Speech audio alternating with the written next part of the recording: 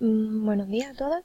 En este vídeo lo que vamos a hacer es explicaros un poco la parte de la tarea que os ha costado más trabajo, que es la de explicar los elementos de la nómina y su cálculo. Lo primero que vamos a hacer es ver en los contenidos la parte en la que explica cómo se calcula la base de cotización por contingencias comunes.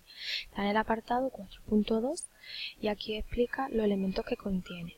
En nuestro caso, en nuestro ejercicio en concreto, nuestro trabajador tiene una retribución mensual. Por lo tanto, la base de cotización por contingencias comunes se calcula sumando los devengos salariales del mes al que se refiere, más el salario en especie, y no incluyendo los conceptos excluidos de la cotización ni la hora extraordinaria. A esto se le debe de añadir la parte proporcional o prorrata de las pagas extras. ¿Cómo se calcula? Pues sumando las 3 pagas extras que tiene nuestro trabajador, porque en nuestro ejemplo había 3 pagas extraordinarias, y dividiéndolo entre 12. Bien, una vez que hemos calculado la base de cotización por contingencias comunes, tenemos que tener en cuenta los límites mínimos y máximos establecidos por la Seguridad Social, que lo podemos encontrar en la página de la Seguridad Social. En nuestro caso, nuestro trabajador se encontraba dentro de los límites, con lo cual no tenemos que tenemos que tener en cuenta la base que hemos calculado, no los extremos. ¿Vale? Luego, por otra parte, la base de cotización por contingencias profesionales se calcula sumándole a la base de cotización por contingencias comunes la suma de la hora extra del mes. Bien, vamos a verlo con el importe de la tarea. En la nómina de febrero, nuestro trabajador tenía estos devengos salariales y no salariales. Por lo tanto, la base de cotización por contingencias comunes se halla sumando esos devengos salariales y no salariales, que sería la suma de 766,58 más 85 más 309,03 más 119,76. Eso sería los 1.281,46. A esto se le debe de sumar la prorrata de las pagas extras. En nuestro caso es 191,91. Que sería la suma de nuestras pagas extras, que el importe era el salario inicial, sería 767,58 por 3 dividido entre los 12 meses. La suma de estos dos importes nos daría los 1.473,37. De esta base de cotización por contingencias comunes tenemos la parte que paga el trabajador a la Seguridad Social, que sería la parte de aplicar estos tantos por ciento a la base de cotización. Estos tantos por ciento también vienen especificados en la página de la Seguridad Social, al igual que la parte que paga la empresa a la Seguridad Social por contingencias comunes, que sería la aplicación de este tanto por ciento a esta base de cotización. En la página de la Seguridad Social, en la misma página donde están los límites, podemos ver todo eso tantos por ciento a aplicar, tanto para la empresa como para el trabajador.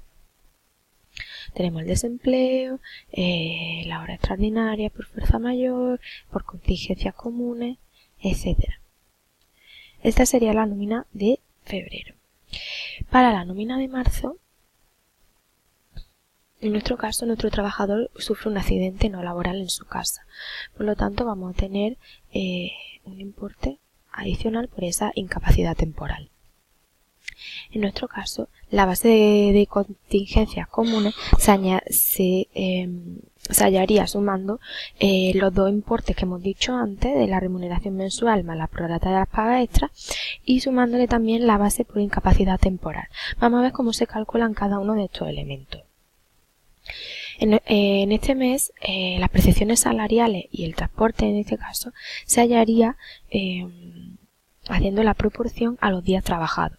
En nuestro caso, nuestro trabajador ha trabajado 14 días, ya que el día 15 sufre el accidente. Por lo tanto, el salario inicial, que anteriormente era 766,58, lo vamos a dividir entre 30 para saber el salario diario y lo vamos a multiplicar por los días trabajados.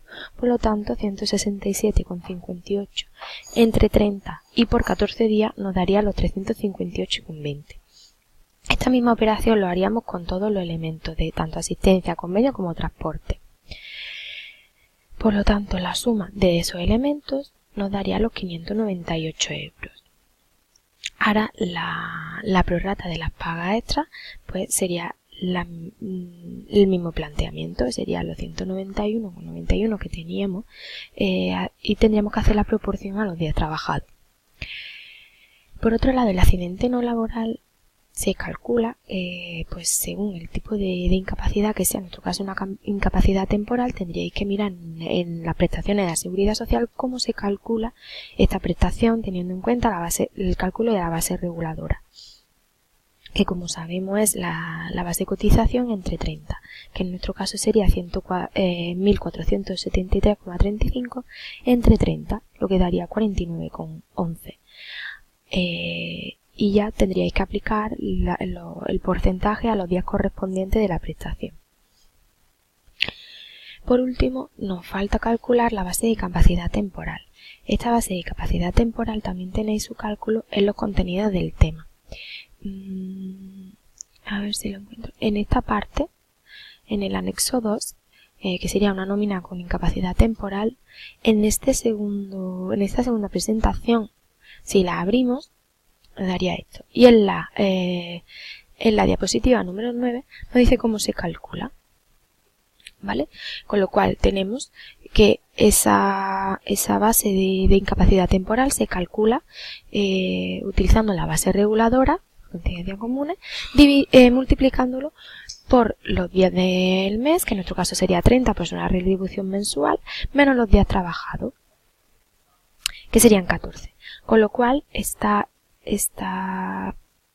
base de incapacidad temporal sería resultado de multiplicar a la base reguladora los 30 días menos los 14 trabajados, o sea, 16, lo que daría los 735,80. Y por último tenemos nuestra nómina de abril. En este caso el trabajador ha estado debajo todo el mes, por lo tanto lo único de menos que tiene es el accidente no laboral, que se calcularía pues de la misma forma que lo hemos calculado en el mes anterior, aplicando a la base reguladora el porcentaje correspondiente. Y nuestra base de cotización por contingencias comunes solamente tiene la base de incapacidad temporal, porque como ya hemos dicho no ha trabajado en todo el mes, con lo cual por lo tanto no tiene remuneración mensual ni prorrata de paga extra. ¿Cómo sale este importe? Pues muy fácil, con lo que hemos hecho antes, la base reguladora por los días que no ha trabajado, o sea, es decir, 30 menos 0. Por lo tanto, la base reguladora por 30 nos daría los 1.473,37. Espero que os haya servido, que sepáis ya calcular todos los elementos de la nómina, que os queden claros de cara al examen. Y nada, y desearos mucha suerte y ánimo para este último empujón.